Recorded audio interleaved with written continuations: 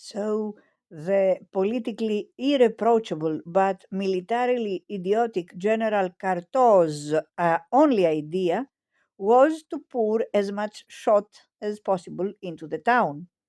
Napoleon, on the other hand, seeing at once that the key to its continued resistance was the British fleet under Admiral Lord Hood, which lay just off the coast, pressed insistently for the capture of the little peninsula of Le Caire, from which red hot cannonballs could be fired into Hood's ships.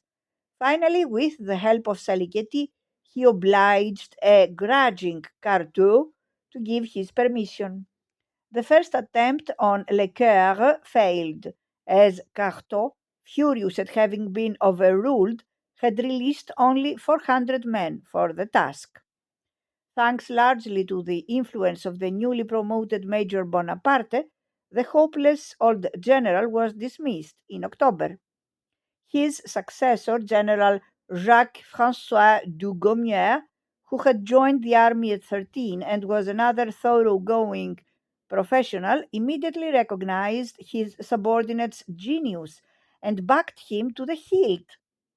The result was a full-scale assault on Fort Mulgrave, recently constructed by the British on the highest point of Le Coeur. It took place on 17 December in pouring rain, but was ultimately successful. In the early hours of the following morning, the British garrison evacuated the fort while Hood's ships hastily weighed anchor and made for the open sea. On the following day, 19 December 1793, Toulon was French again. There was no doubt in anyone's mind to whom the credit belonged. Napoleon Bonaparte, who had his horse shot under him and had been wounded by a bayonet in the thigh, had been proved right. Dugommier had already sent urgent and prophetic advice to the war minister in Paris. Récompenser, avancerait chez un homme, car si l'on était ingrat envers lui, il s'avancerait de lui-même.